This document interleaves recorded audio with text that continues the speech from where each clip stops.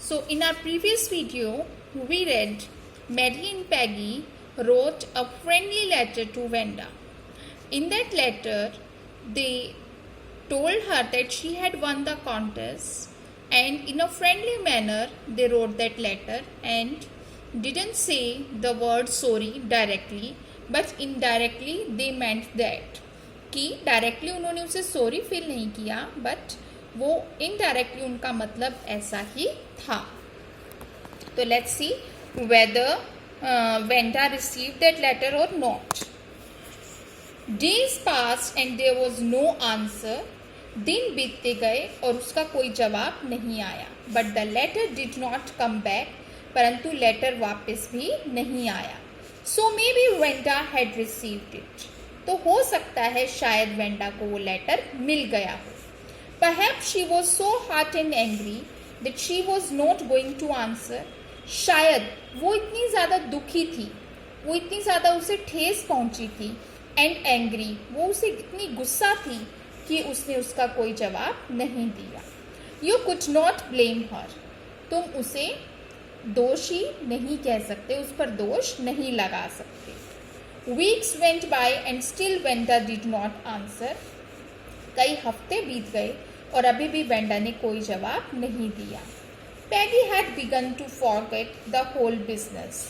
Peggy धीरे धीरे सब बातें भूलने लगी थी. And Mary put herself to sleep at night making speeches about Wenda. Mary अपने आप को रात को सोते समय क्या करती थी?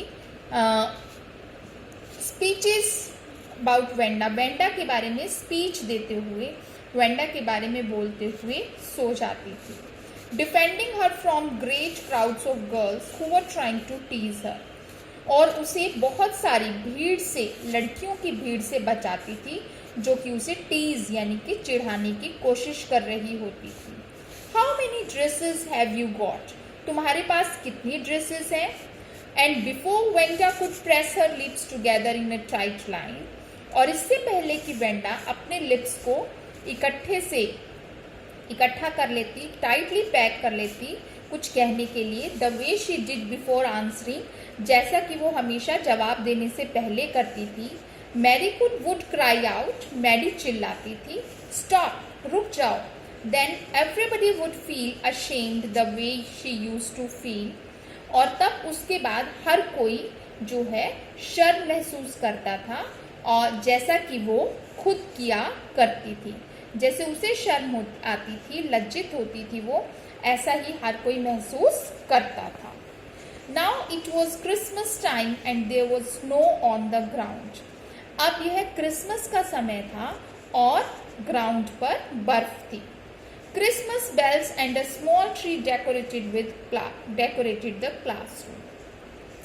जो क्लासरूम थी, उनकी कक्षा थी, क्रिसमस की बेल और एक छोटे से पेड़ से सजी हुई थी. मतलब उस पर वहाँ पर एक छोटा सा पेड़ और क्रिसमस बेल थी. On the last day of school before the holidays, the teacher showed the class a letter she had received that morning.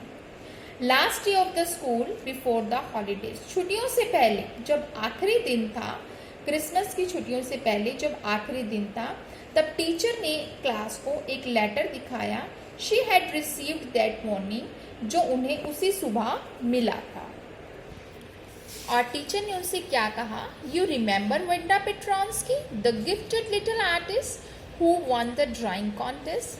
क्या आप लोगों को वेंडा पेट्रॉन्स्की याद है, जो एक बहुत ही गिफ्टेड यानी कि प्रतिभाशाली जो है छोटी कलाकार थी, जिसने वो ड्राइंग कॉन्टेस्ट जो है वो जीता था.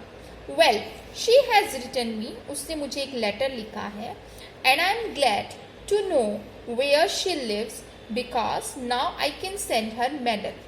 अब मुझे खुशी है कि मुझे पता चल गया है कि वो कहाँ रहती है, और अब मैं उसके पास वो मेडल भेज सकती हूँ. I want to read her letter to you. मैं आप सभी को वो लेटर पढ़कर सुनाना चाहती हूँ.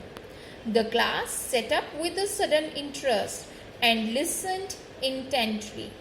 पूरी कक्षा जो है बहुत ही अचानक से पूरी रुचि के साथ वहाँ बैठ गई और intently मतलब कि बहुत ही ध्यान से लिसन यानी कि उस लेटर को सुनने लगी। तो what's there in the letter will be reading in the next video.